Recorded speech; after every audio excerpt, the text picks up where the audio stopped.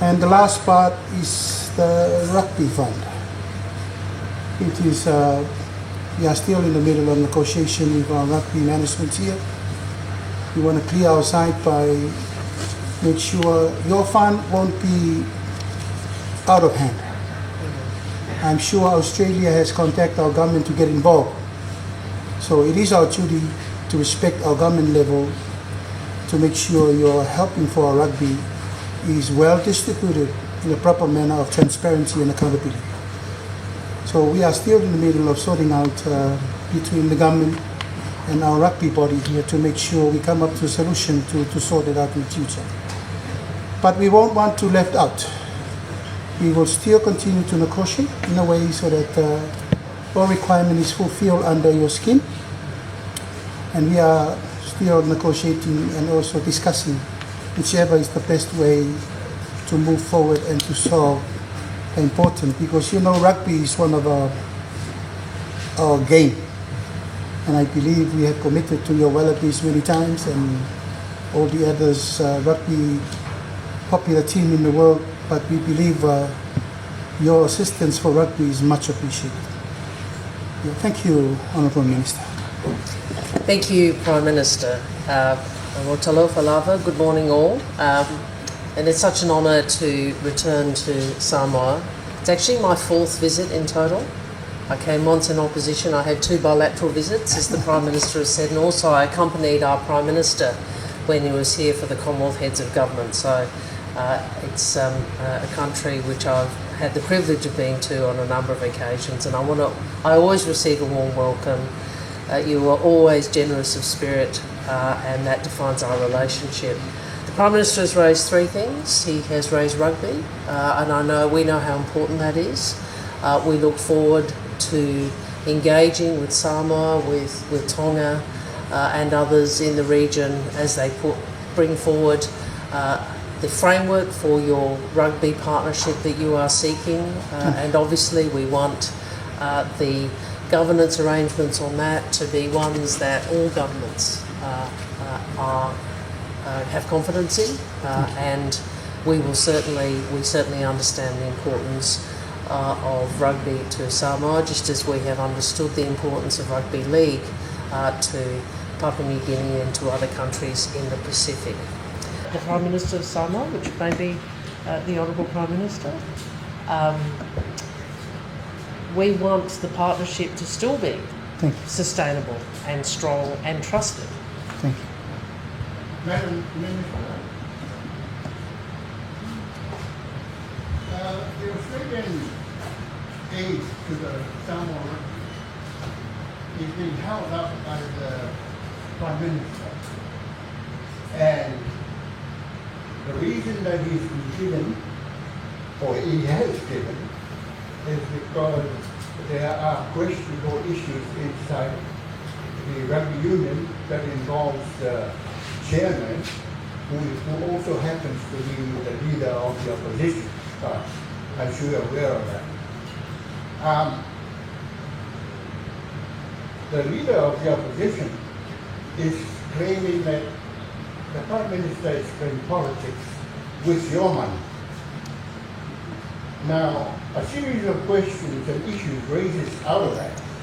First of all, why did you give the money to, or were you aware that by giving the money to the government, you expose your aid to the politics, internal politics or domestic politics of a country as it is now? And does that mean you're still not going to give your 5 million, whatever millions you're giving to the Samoa Rugby Union on the say of the Prime Minister, while the rugby union, the rugby players, the rugby that needs development is held up because of the politics that's been played? What do you say to that?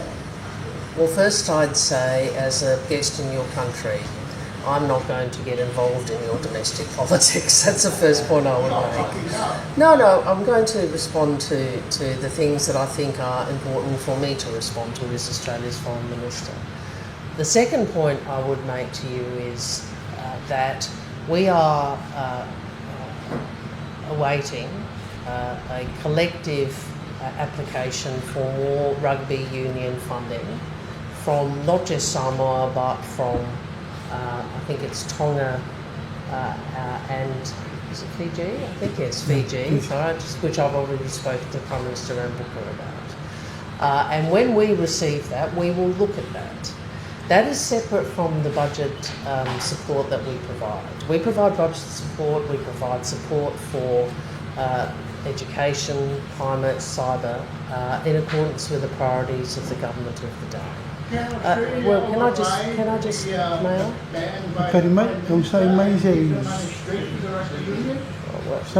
I think I've responded to your question. I've said that we are awaiting a proposal from governments, which is how we deal with these issues, around further funding for rugby union in the 3 rugby union countries for whom rugby union is very important, which are Samoa, Tonga and Fiji.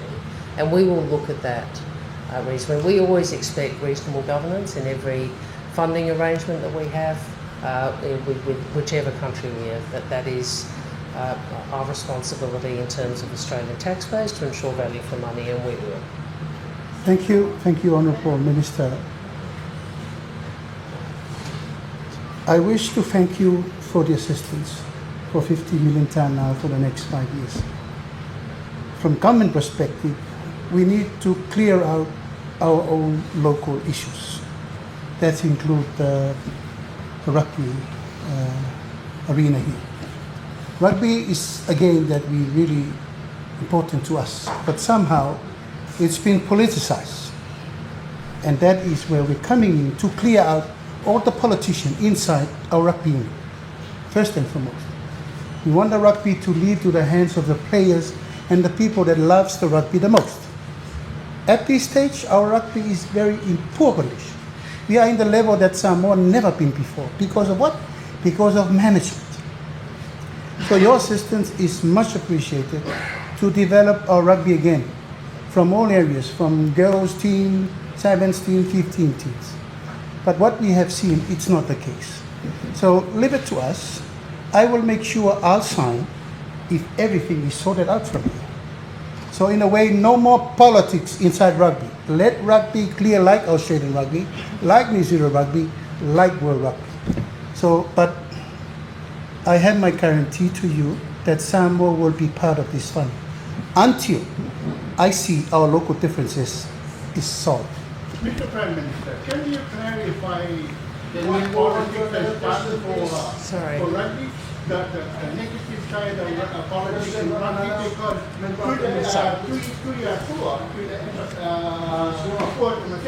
was also president of the rugby union. In the time of Tuiatua, the rugby was perfect. Remember that. But he was In the time of Tuiatua, look this way. In the time of Tuiatua, politics was involved, but the rugby was perfect. Now, with Tulepa's time, where is our rugby? You name it. Where's the level of our rugby now? This is where I'm saying, this is my time as a Prime Minister, I need to sort this out. Well, No more politics in that parliament. So perhaps I can just again clarify. We have a Pacific Australia sports program. Rugby is the largest partnership under that program, and we are looking forward to working with Samoa, with Tonga, with Fiji on their proposals for additional investment. I'm happy to take further questions over here. Thank you. So, Luakakov City. Now, drug trafficking is a major issue around the country, especially in the Pacific. Yeah. Omai Leoleo. Can you elaborate on how the Australian government will assist the Samoan government and the Samoan people with efforts to fight and combat drug trafficking in Samoa? Thank you. Are you all right if I start there? Thank you, Prime Minister. Well, this is something the Prime Minister and I have discussed last night, and I know has been discussed between our two governments for some time, and you are right. Unfortunately, we are seeing much more illicit drug trafficking through our region, and that breaks our hearts. Samoa, but not only other island nations of the Pacific. So, and we all know that no one country can combat this sufficiently. So one of the things we are seeking to do is have our police and maritime security more joined up. It is the point I sought to make in my speech, which is working together is how we assure our collective and individual security. And so one of the two MOUs that were signed, that the Prime Minister signed last night and I witnessed, are between policing and maritime authorities, in great part for the purpose that you describe, but also more generally. I also want to say this, Samoa should be very proud of your policing capability. We have together worked on a Pacific policing initiative. I describe it as Pacific-led, Australia-backed. We provide training in Australia at Pinkenba. We work with others, and of course we have together created a deployable police force. And I think the first time that was deployed properly was actually here in Samoa at the Chogam. But Samoa is not only training officers through that policing initiative, and I think you've had 7 graduate from the program, but you have provided trainers. So 2 of the trainers on the program are Samoan. So that I think should give your people confidence in your policing capacity, which we will continue collectively in the Pacific to work with you on. Madam Minister, you have an engagement visa program. Yes. You have the labour mobility, and also in New Zealand we have the RSE scheme. Our government has a concern of the number of people leaving our families here, travelling to Australia and New Zealand to take this job in the labour mobility and the RSE scheme. How are you going to react to that concern from our government? Well, we always want to listen to and work with governments from sending countries, because we want these programs to work for you. Thank you.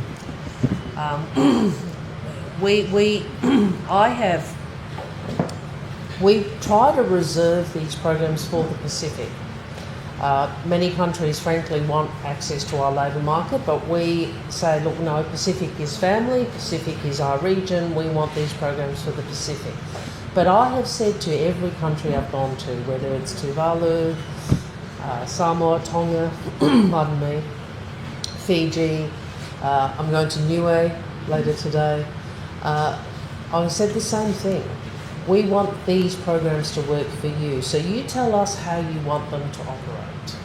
So first, with the Pacific engagement visa, we cap that. Samoa chose not to be part of the first ballot. That's fine, it's not required. You chose to be part of the second ballot.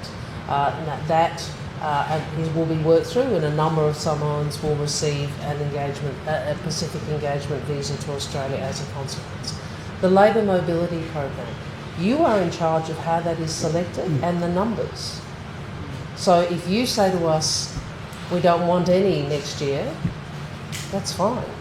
If you say to us, we want double, we'll see if we can place double. Do you see what I'm saying? And how you select them and how you want them supported through that process is something we will talk to you about. So I know how important the community structures are in Samoan culture. If that is how you want them selected, we will work with you to do that. Do you think it's an issue that needs to be bring into the next foreign leaders meeting? I've had many discussions at Pacific Islands Forum about this, and I say the same thing. And we have what we call bespoke, which is a complicated word for individual arrangements with each country, which are developed in consultation. So what we do in one country won't be the same thing we do in another. So some countries want large numbers, and so they are they wanted help with more vaccinations and health assessments, so they wanted the throughput increased. Other countries, and I think Samoa is one of them, are understandably concerned to not have too many people leave. And so balancing that against the remittances. We're very happy to work with you on I that. have one more question, please, Madam Minister, on the visa issue. Would you accept, maybe in the future, to have our people from the region and us Samoans who come and travel to New Zealand as visitors and have our passports stamped at the airport, like any other country that you are working with? Well, I think the last part of what you said is not correct, sir. We have a universal visa system, and if anything, we have sought to try and make it more accessible and administer it better for the Pacific. For the issue of the RSE, Minister, I think you said all. The control is on our side. Last week, Cabinet just passed new regulation and new policy to have that control. Because the original initiative was a great for our people in time of no hope. Everyone wants to get money, just get on a plane, get money and come back. Now we have our own priorities of funding our own people to get jobs and stay here. So last week our cabinet has already passed new policy and new regulation to have that control. So it will be in control. But yes, you are correct. It is us to allow how many people per year and also the quorum that needs to get out. So thank you. And increasingly what we want to try and do is to have more opportunities for training. So higher skilled jobs as well. So we've expanded it. Would you welcome a similar petition like the one that the New Zealand Pacific community is doing in New Zealand for Australia? Would you welcome a similar petition for visas? Petition. A 3-month labor visa. Well, look, we have a universal system. We seek to make it more accessible in different ways for the countries of the Pacific. And we'll continue to try and do that. Thank you very much. Sorry, that was the last question, please. Last question. Yeah, Morilenga Kaele. Kisi kako sigi may kayaw. I apologize.